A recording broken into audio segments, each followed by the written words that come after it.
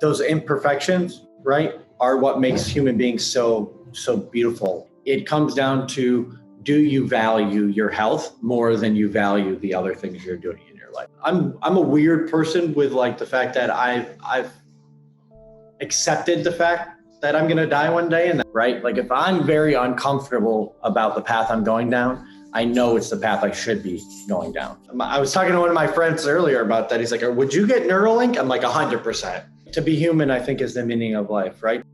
And he's an extraordinary human being, I'll tell you that. Our guest today grew up in a small town in upstate New York. He grew up working on farm, fishing and hunting, but right now he lives in Puerto Rico. He's the co-host of the awesome podcast Sweat It Out, and also an online fitness trainer focused on training, nutrition, and the mindset behind it all.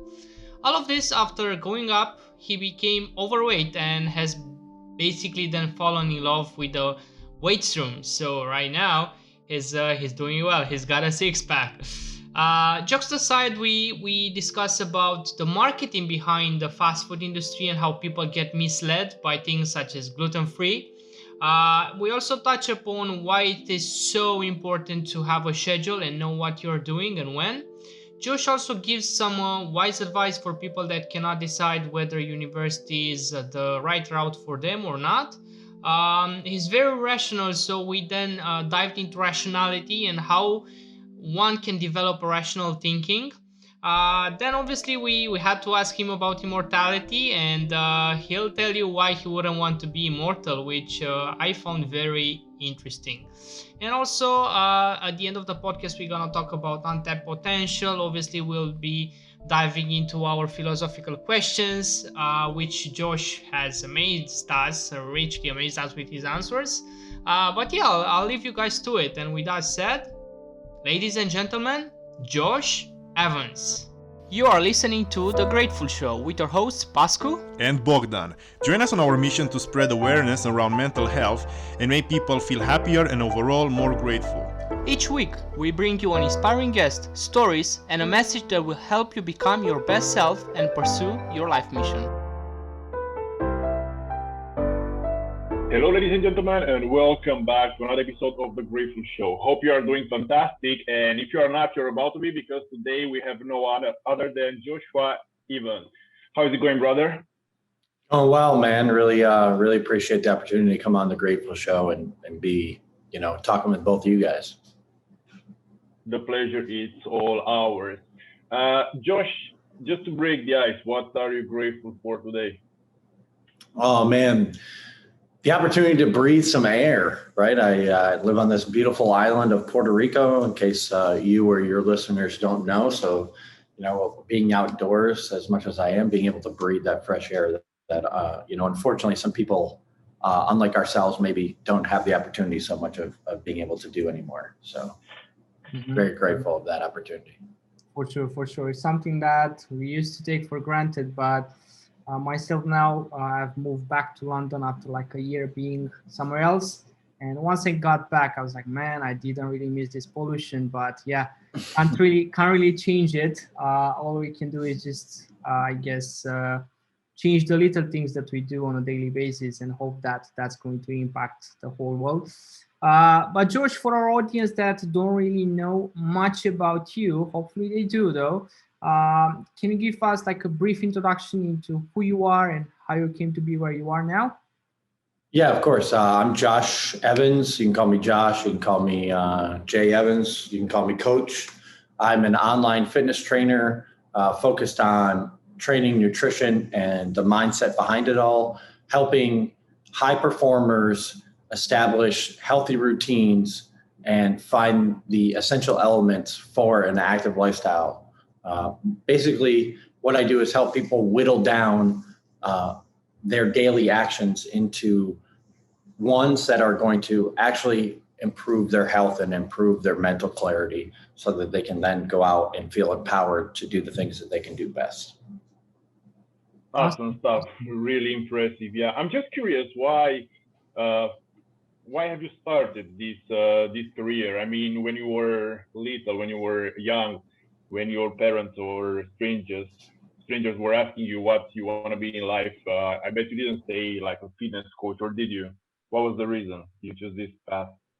Well, so I originally started my career as a collegiate strength and conditioning coach. So I used to train athletes at a Division I level, everything from football to sand, volleyball, and swim and dive. Pretty much any sport you can think of here in the States. I've had the pleasure of coaching. But it started. I was chubby, or as I like to call it, I was a former fat kid. I was 230 pounds. That comes out to like a little over, I think it's like 204 kilo or 104 kilos. Yeah. Right. For those who are listening, who, use the metric system, aka the rest of the world other than America, over 100 kilos, and at 5'10" or like just under 2 meters. It's not, I'm not very tall. So I got picked on and bullied a lot as a kid, which for anyone who's been in that position, it's not a very fun one to be in, right? Very self-conscious growing up. And I found a passion in the weight room and was lucky enough to have a guidance early in my career. And even now, from some really great people, in order to, keep my head on straight and keep me focused on, the things that, again, were going to make my life a lot better, right? Which was getting healthier, losing weight, finding some sort of mental resiliency, which was really difficult for me early in my life.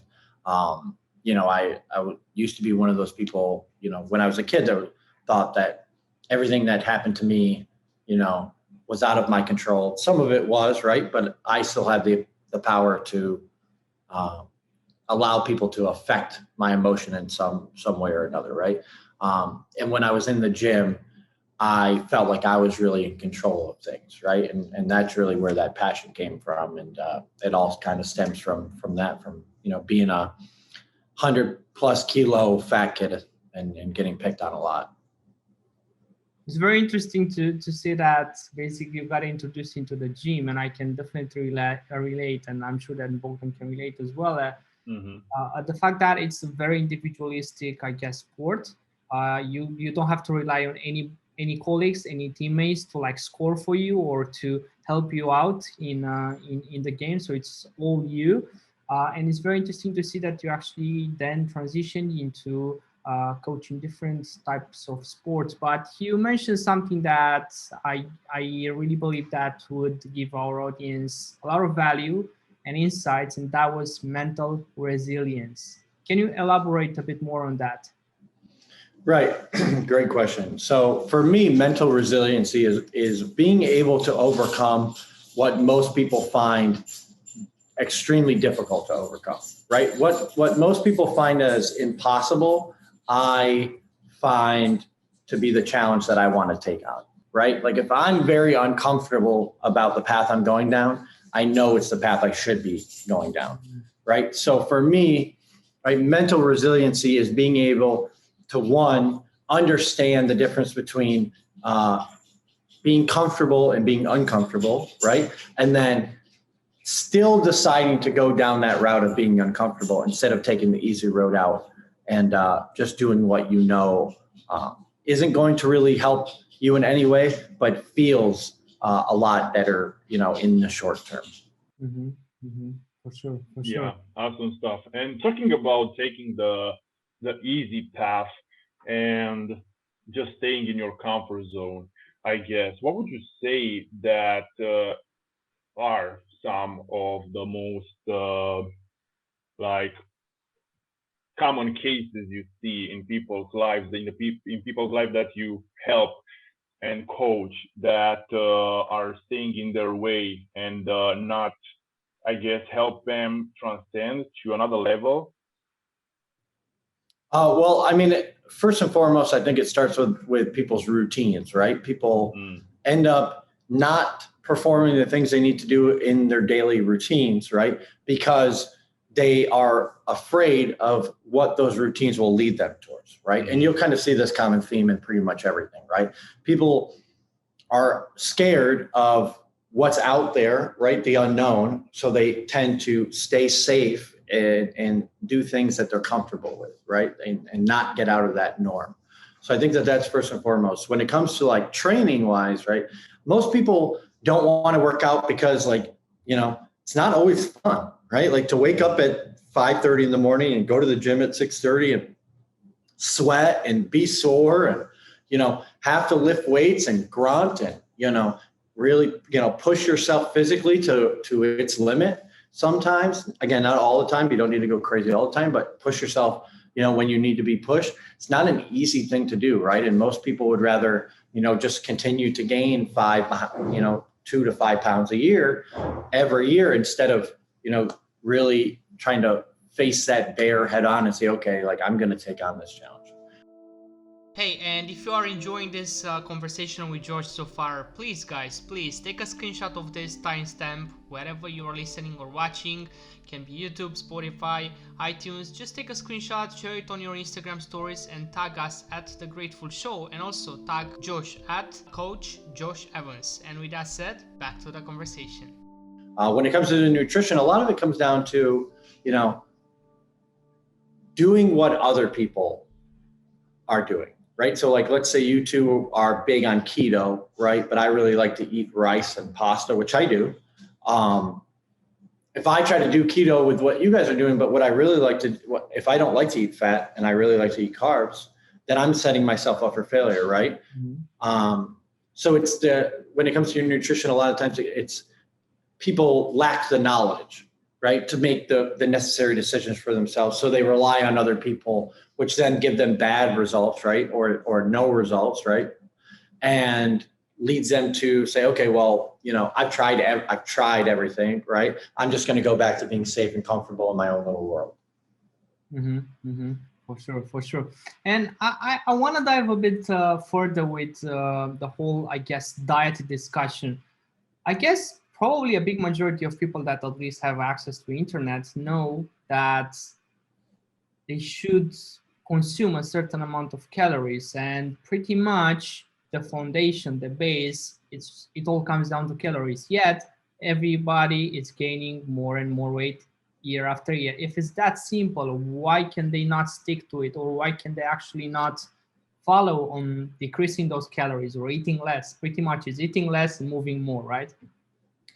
100%. And you nail it, right? At the end of the day, it's what we call calories in, calories out, right? So if you're eating more calories than what you're expending, you're going to gain weight.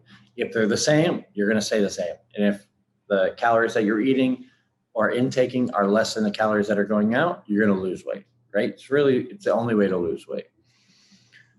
There's a couple different things that go on here. One, people like to eat unhealthy, right? Like unhealthy food tastes really good. Not saying that healthy food doesn't taste good. I happen to think like salads and vegetables and fruit and, a good cooked steak tastes amazing. But to most people, they're not as sating as like a McDonald's or Burger King burger, right? You get that unhealthy fat, you get the salt, you get a lot of sugar in a lot of these things, right? Which all tastes very good, but nutrient wise is not very good for you, right? So that's number one. Number two,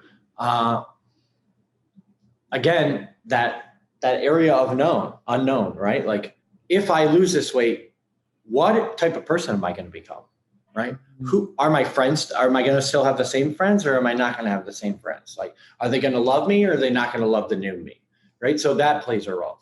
And then again, like it comes down to dedication, right? Like you said, the information is out there for everybody, right? There are plenty of quality coaches just like myself out there to help people, right? Obviously at a cost, but the information is still there. It comes down to, do you value your health more than you value the other things you're doing in your life? Mm-hmm. And if you do, well, then, myself and the other coaches and the information, we're there to help you, right?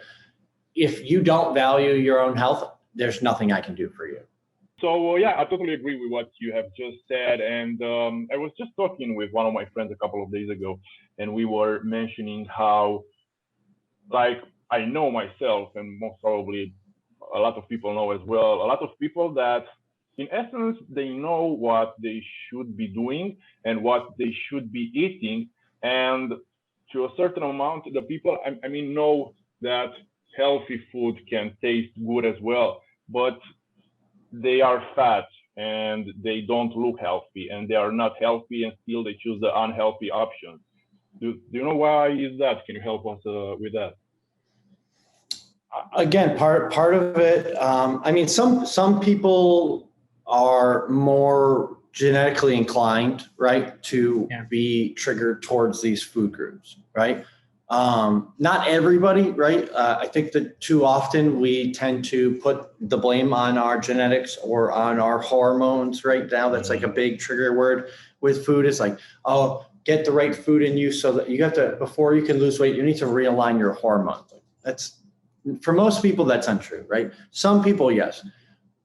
Part of it is, right, like when you eat these satiating foods, right, the cheeseburger from McDonald's, the bag of potato chips, right, there's a science that goes into how much salt is in those, like what the cheese, how big the straw, like McDonald's straws are bigger than like straws at other places. Why? Because you get more carbonation, which makes you more hungry so that you go up and buy more food or you have to get another drink. So there's like a scientific aspect of it that I don't think a lot of people, and even with like the marketing, right? Like it's gluten free. Well, like if you're not a celiac, who cares if it's gluten free or not? Yeah. Right. Or non-GMO. It's like, well, if you ever eat a banana nowadays, like you're eating GMO food because that banana would have had seeds in it, 1,000 years ago. Or if you eat carrots now, you wouldn't have been able to eat carrots 10,000 years ago, and lettuce would have been poisonous to you, right? So all that's GMO, but because people think it's healthy, right, they tend to go, or because it says it's healthy on the box or on the label, they tend to go for it, right? Cereals, all this stuff. So there's a lot of like marketing that goes into it. But at the end of the day, it does come down to, do you value being healthy more than you value watching Netflix or sitting on the couch or eating that burger? If the answer is yes to that question, then you don't do those things, right? If the answer is no, then you're probably going to partake in them more often than not, right? At the end of the day, it's about what do you want in your life and what are you acceptable, or what do you find acceptable behavior? 100%. I was speaking to one of the past guests yesterday on the show, and she's a mindset coach, and we were talking about the difference between wants and needs. A lot of people think that they need to eat at McDonald's, but in fact, they only want to eat at McDonald's. It's not their actual self that wants to eat at McDonald's. It's their chimp, it's their, I guess, brain that is only driven by dopamine, by serotonin, by endorphins. It's not their rational thinking. Because if you go, let's say in London, whenever the clubs will open, if you go into Central on a Sunday morning at 4 a.m., McDonald's is going to be full. Do you think that every single person in that McDonald's wants to eat there? If you were to ask them like a week later, do you think they would regret it? Probably some of them will regret it, but it's like the convenience. I think it's the convenience probably more than anything when it comes to educated people. And also, as you were mentioning, Josh, I think it's the whole self-identity and not wanting to change because you are afraid of the unknown. But I wanna go further, and I wanted to ask you, mainly for our audience to get some insights. What would be 3 tips / things, habits that they could implement straight away to become healthier, to become more energetic, and to really love life? All right, I'll give you three main ones, right? 1, master your schedule, right? Like if you looked at my calendar in my phone, which is linked to the calendar in my computer, which is linked to the calendar in my iPad, every minute of every day for the most part is planned and organized within my calendar. So I know exactly, like I have this, podcast with you guys for an hour. Then right after this, I have another call for 30 minutes, and then I'm going to, cook some lunch, and then I'm going to go for a walk with my dog. I know what I'm doing so that I can take the thought process out of it, right? I don't have to waste time thinking. That's number 1. Number 2, when it comes to your training, all is not nothing, it's not all or nothing, right? You can do little bouts of exercise. Like I have clients that only train for 30 minutes a day, 3 days a week, right? Because that's all that they can make time for, given their schedules. Make it work for you, right? You don't have to train like me. I don't have to train like you. Make it work for your schedule and your lifestyle, right? What you really want. And you have to be honest with that. And when it comes to your nutrition, drink more water and eat food that grows out of the ground, right? Like, stop buying things that come in a box. Stop buying things that come in a bag, right? But only walk around the perimeter of the grocery store. If you're going in between the aisles, you're making a mistake. Super powerful, super powerful. And it's the basic things. I think I really appreciate that you mentioned that those are like foundational. Of course, there's like 110 more other things that people should do, but if they're not nailing those three, like having a schedule, like actually understanding what type of workout routine works for them, and actually staying hydrated and fueling their body with the right nutrients, they won't be able to do any of the other stuff, right? Because it all comes down to the basics. But I also wanted to ask you, I think it's a bit more esoteric, it's more spiritual, however you want to call it, but what is one event that has happened that you are the most grateful for, and why? Damn, that's a really good question. What am I most grateful for?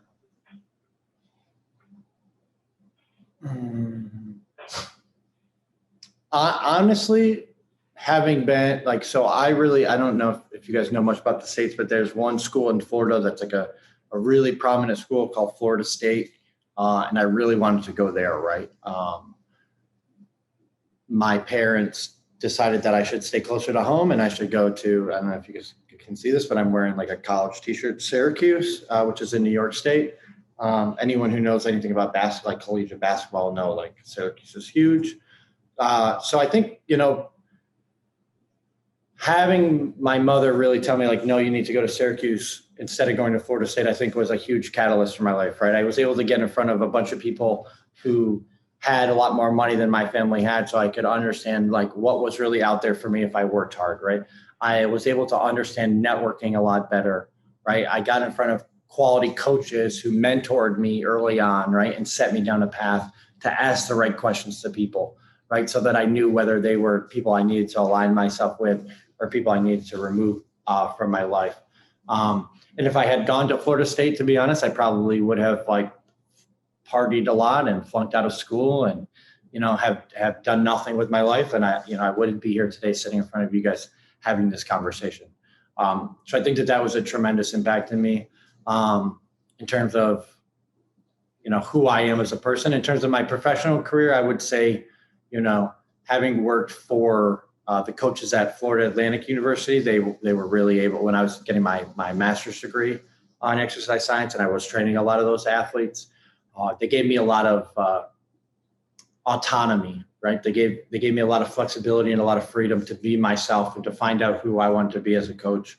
While again, right, kind of giving me some structure on how to handle myself as a professional. So I would say that those two things were pretty, paramount in developing who I've become as a person and as a coach.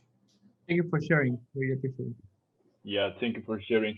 You know what? One thing came into my mind when you have said that one of the most grateful things you are because you went to this university and you have learned like the basic of everything that you know right now. Let's put it that way. But a lot of people nowadays are saying that university is not essential and you can do, whatever you want to do without the uni as well. But there's clearly some cases of people that, like yourself, that have learned and that, build their foundation.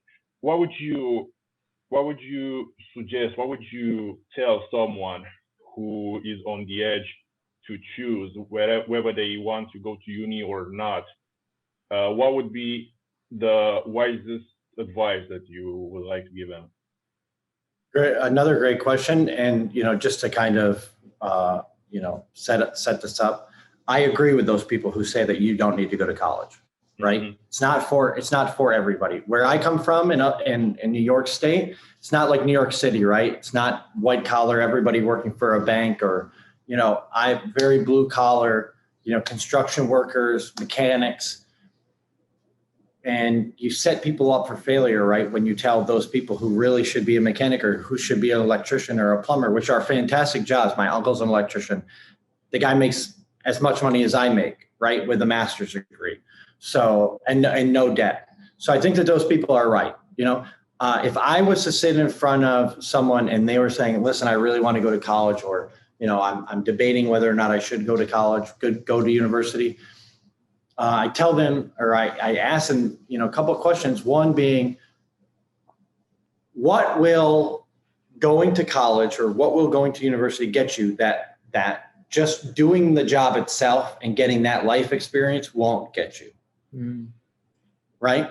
Because if you can't answer that question, then you don't need to go to college, right? You don't need to, or university, you don't need to, take, and in America, right, we take out student loans. I don't know, I think in England, right, it's at least the same. Subsidized, or no? Do they subsidize it at all? No. And the universities in America are crazy expensive. Some of them are, $80,000 a year, which is a crazy amount for a school. And I would tell those people, like, you really need to decide, like, am I going to go to university just because someone tells me to, or because I feel like I need just like a piece of paper saying I did a great job and like pat you on the back, or is it going to actually provide value into your life, right? Some people do need to go to college, right? If you're an architect, I think it'd probably be a good thing for you to go to college, right? If you do what I do, you don't necessarily need to go to college, right? If you want to be a strength coach, right, which is what I started my career out in, yes, you do need to go to college, right? Because you do need to have a bachelor's and a master's degree. But to do what I'm doing now, I could have read 50 or 100 books and been able to learn just as much information as I learned in undergrad and in grad school, just from, maybe a couple $100 worth of textbooks. I will say, though, that going through my undergraduate and my graduate program allowed me to really mature as an adult, right, as a man. And it put me in front of a lot of people that I wouldn't have been able to be in front of, who facilitated that type of growth, right, and taught me, what I should do, how I should act, the things I should say, the things that aren't acceptable to say, the boundaries that I need to instill in my own life, right, in order to make sure that people aren't taking too much of me, or that I'm not giving too much of myself away, and that I'm also able to pour into myself. I think that those types of experiences, those types of lessons are invaluable for me as a person, right? They won't be for everybody, but that's really what I think about, right? It's not necessarily what I learned from like the textbooks or being in class. What I learned from all of those people, right? Those learning lessons that I learned from those people are invaluable, right? There's things that I will remember for the rest of my life, right? Not because they were always the greatest decision I made, but because the outcome and the experience was worth that decision. And it allowed me to learn, like, okay, maybe I shouldn't do that ever again, even though that was fun. Or like, I need to do more of that because that was fun. And because I got something out of it. I think that that's something that, you can't take away from the college experience or the university experience. For sure. I'm 100% with you. Like myself, I've been to uni here in the UK, and as much as I haven't really learned anything about my actual subject, it allowed me, as you said, to actually be exposed to like different circumstances and different environments that helped me mature. But I noticed one thing that has come, I think, twice in our conversation, and that is the fact that you are very rational. So when we asked you for an advice for people, you gave us a very rational answer, being that they have to, I guess, balance out whether university would give them more in the long run than actually going for a job. How have you actually developed this rationality, and how are you actually able to apply it in your day-to-day life? A lot of trial and error, right? I think that's really the only, listen, you can get a lot of valuable information from hearing from other people's stories, but nothing equates to you actually going through it yourself and you figuring out if it's the right thing for you to be doing again, or if it's, I can go skydiving one time to realize, like, I never need to do that again. And I think that those personal experiences are so valuable for, your decision making. And as you continue to accumulate more experiences, right, you can start to understand the trade-offs of things a little better, right? Like we were bringing up going to McDonald's. Like, I'm not saying I never go to McDonald's, but I certainly understand the trade-off that comes with going to McDonald's. Like, I know for a fact when I eat that Big Mac, I'm going to feel terrible. I'm going to feel like shit the next day. But I'm going to eat it anyway because I want to eat that Big Mac. Or maybe I decide, well, it's not worth like, holding my stomach like this for the next 12 hours. So I'm going to just like order something else or just not eat it at all. Right. And the sooner you can gain those life experiences and the sooner you can rationally, right, to use the word you're, balance out these trade-offs and understand what the trade-offs are and be able to, honestly look at each one of them and say, okay, which one is for me? Until you can actually do that, I would say continue to collect, as many experiences as possible. Once you kind of feel like, okay, I have a good understanding of, what it's going to take to get me to where I want to go. And, maybe some of the things I might want to do in life that are going to take away from that, but are just as valuable. And once you can do that, then I think that you're in a pretty good spot, right? But life is all about trade-offs. Yeah, definitely. It all comes down to agree. Right? Mm. Yeah. What about you guys? Maybe I'll turn it around on you. Like how in your lives have you guys been able to come to the understanding that, to get to where you guys have to go and to where you guys want to be, like even with this podcast, for example, that you have to make some sacrifices, but that not every sacrifice is the same. I think it all came down to, as you mentioned yourself, making a ton of mistakes and adjusting accordingly. Because when we started, like we were in my, rented shared house in London, and we were on a carpet. We didn't even have microphones or a chair or a desk, but we were like, we have to start somewhere, because if we're not gonna start now, it's gonna be another year and then another 2 years. Mm-hmm. And with myself and other things that I'm passionate about, I think, again, it all came down to failing miserably. I used to think that I can get away with sleeping 3 hours or 4 hours a night and just hustling every single day if possible. And obviously it was not the case. And I identified that sooner than later. And yeah, I think it all comes down to being true to yourself and honest, like, okay, I fucked up. I actually went out on a Saturday and I was meant to work on a Sunday and I wasn't able to do so. So next time I better be more mature and actually realize that there's going to be that trade-off that you're talking about. Bogdan, do you want to add anything?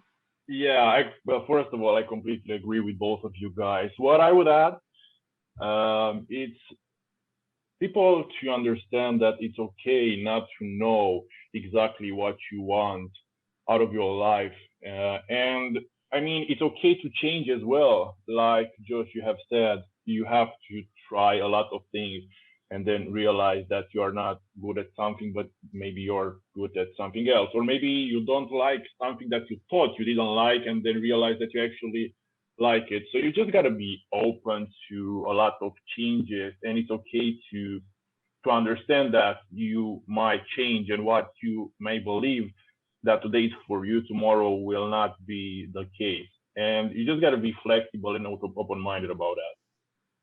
And it's funny that you brought that up, because I was in New York City over like the end of May. We have a holiday here in the States called Memorial Day weekend, right?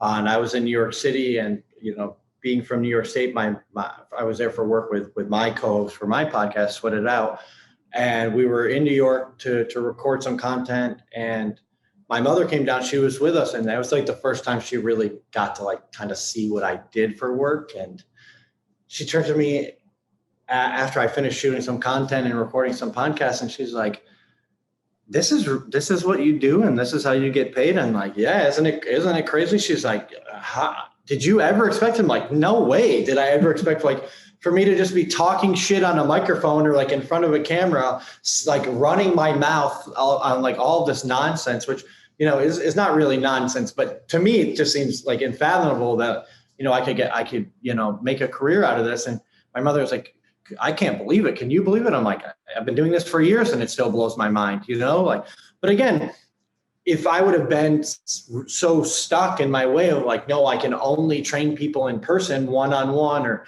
only train athletes, I would have never been able to open all these doors that I've been able to do and foster the type of career that I have now. So, you guys both with the points that you guys have made, like I said before, I agree. And I think, as long as more people who end up listening to this start taking these approaches, I think, the world will be a better place and people will be a lot happier, right? Because they'll be doing things for themselves instead of other people. I was listening to Russell Brand yesterday in his book. I love him. And he was basically saying that there's only two things that we need as people. There's the actual love and there's the actual recognition. I don't remember the actual quote, but this was basically the conclusion. We need recognition. We need to be heard. We need to feel needed. And also we need that affection. That's all there is to it. But we are just making things way, way more complicated in our, I guess, ever-changing society. But moving further, Josh, I wanted to dive into a bit more, I guess, of a philosophical question. And if there will, and I'm more than certain that there will be coming a time for it, but if there will be the possibility for you to become immortal, would you choose to? If so, why? And if not, why?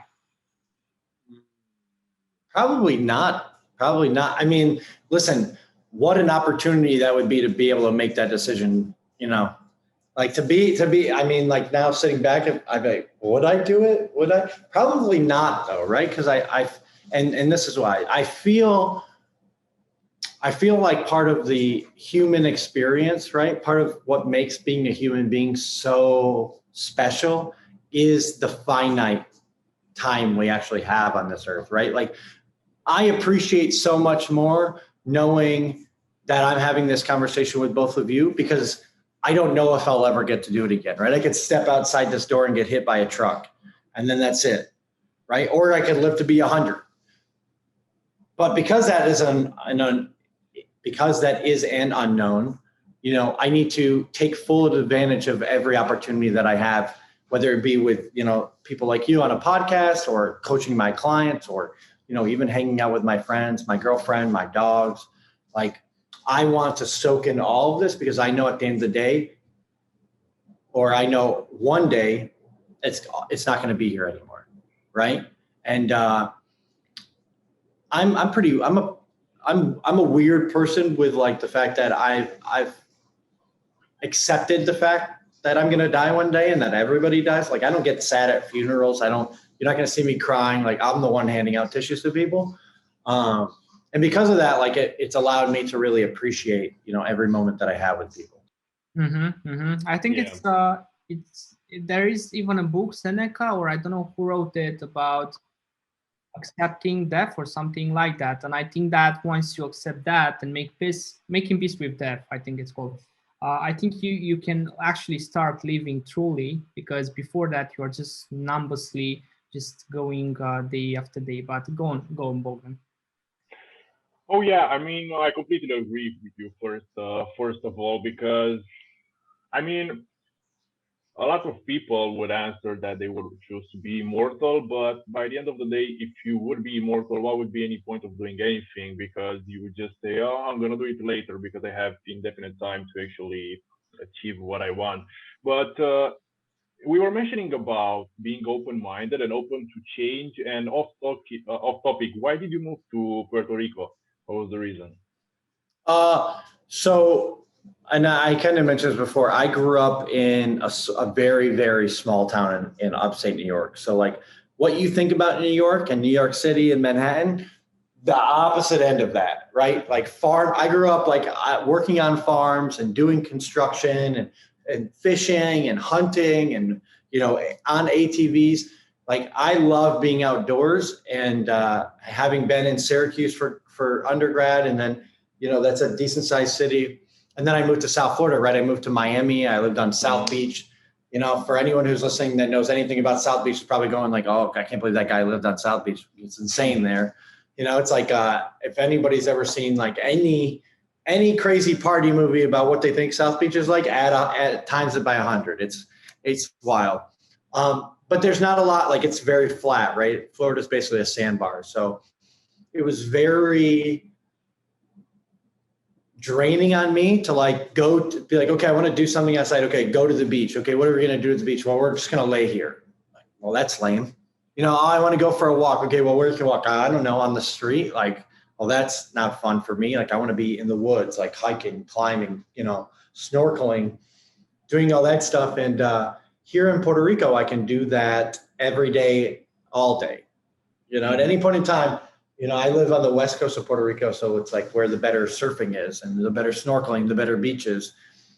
And there's probably 7 beaches within 5 minutes of my house, you know, so I can do that. I can go 20 minutes back into the mainland of the island and go hiking up the mountains. And one of my best friends from undergrad from Syracuse is here and has been trying to get me to come down for like 10 years now. Wow. And finally got me to crack and make the move. Things are getting crazy in America too. So if I can get away from that and kind of calm down a little bit, I'm going to do that. I can appreciate that for sure.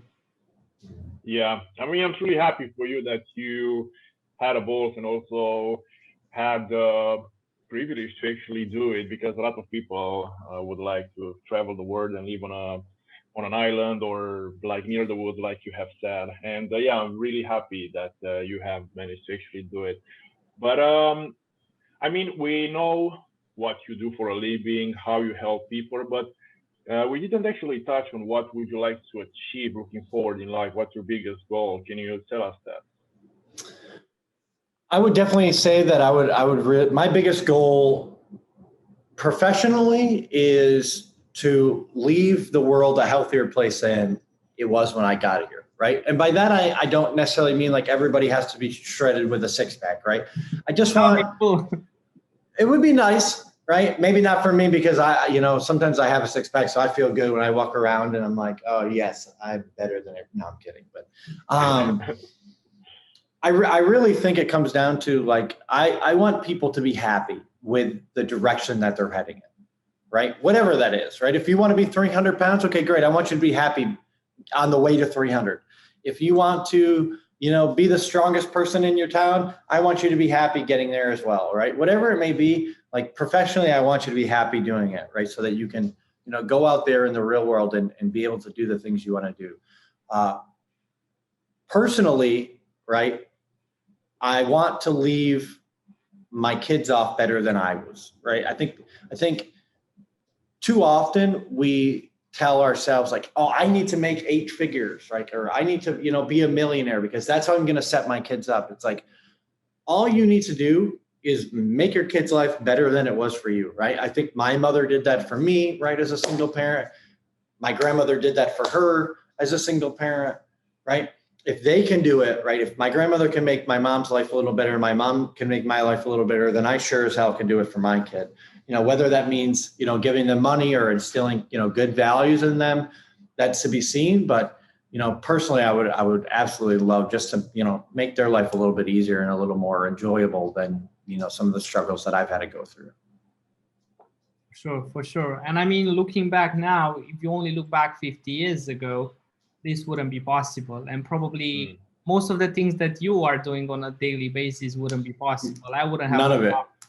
50 years ago, probably have to do something completely different. And I think that's the beauty of it. And that's the beauty in actually being able to, as you said, providing for your kids. And I'm more than certain that they will be looking back at these times and be like, wow, I don't know how you guys manage without that chip implanted in your brain or whatever it is going to be. I know. I'm waiting for Elon Musk. I was talking to one of my friends earlier about that. He's like, would you get Neuralink? I'm like 100%. 100%. Sign me up. Fair enough. I wanted to ask you, because we haven't got a lot of time left, but I wanted to ask you, long after you are gone, what do you want to be remembered for or as? An asshole. No, I'm kidding. I want to be remembered as someone who was there for the people that needed the help at the time that they needed the help at, right?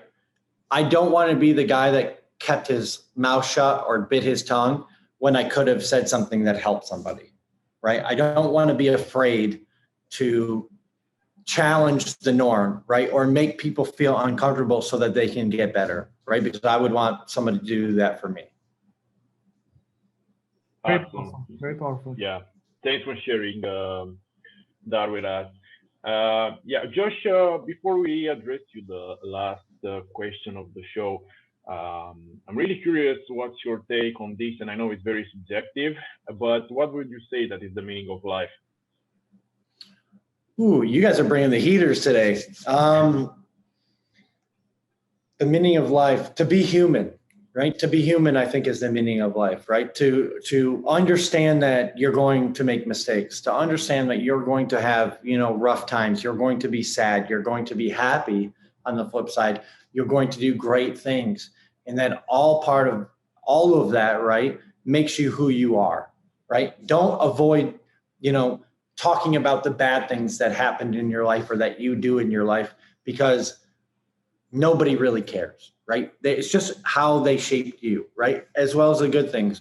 Too often we overpraise other people and we underpraise ourselves, right? We love talking about the bad things we do, but never the good things. And we love talking about the good things other people do, but never the bad things, right?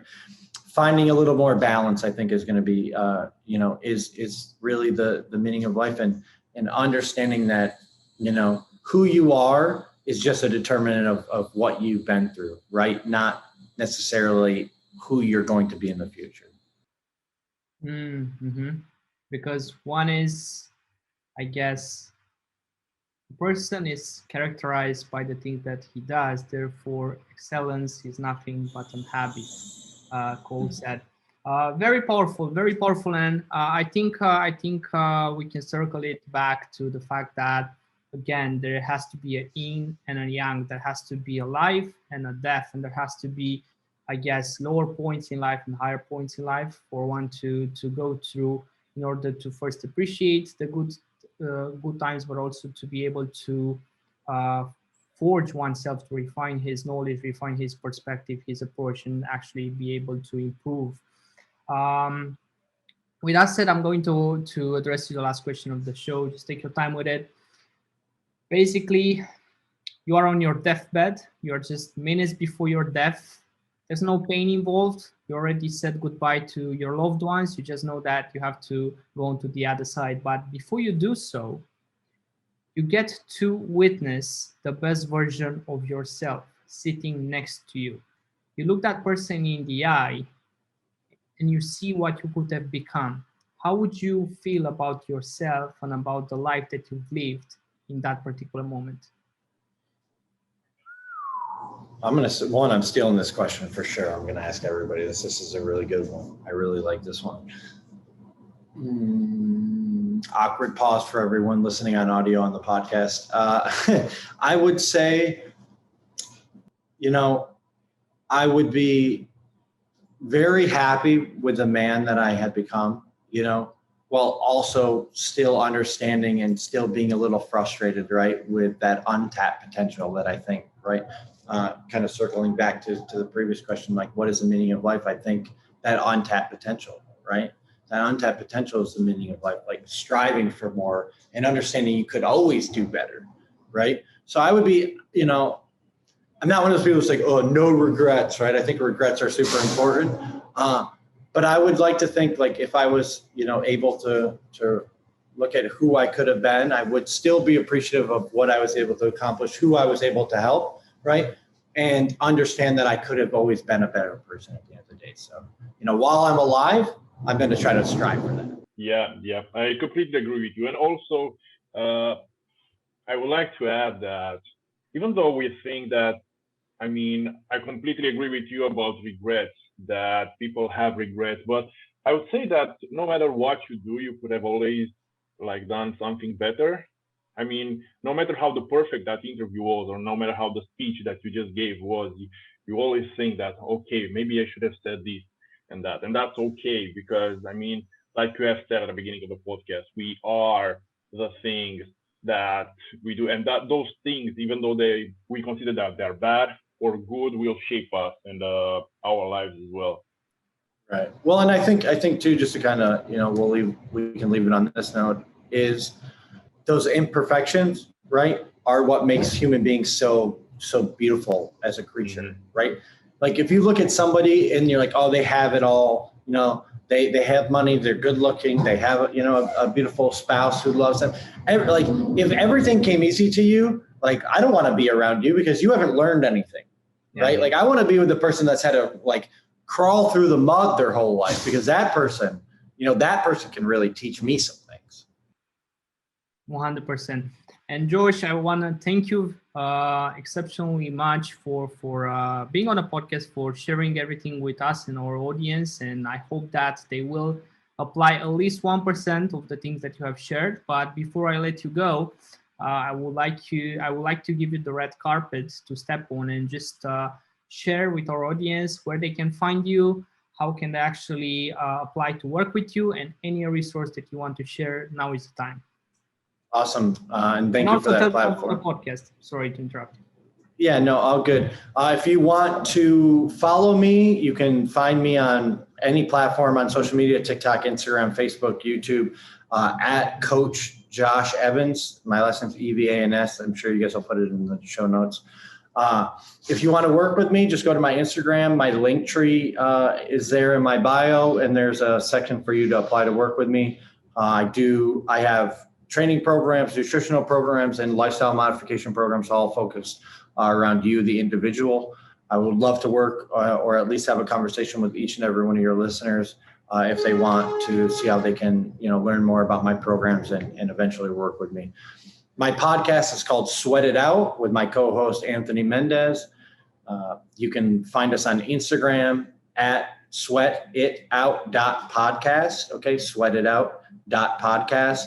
On YouTube, it's just Sweat It Out. And we talk about, to fitness professionals, entrepreneurs, about everything that makes them such high performers and succeed in their life. So, you guys can find the podcast anywhere podcasts are listened to, and YouTube. And we'd really appreciate any of you guys wanting to hit that subscribe button. Awesome. Thank you very much. And with that said, this was Pascu. This was Bogdan, and you guys stay grateful. Thank you. Thank you so much for sticking all the way till the end. This shows that you are serious about taking your life to the next level and doing that through a perspective of gratitude.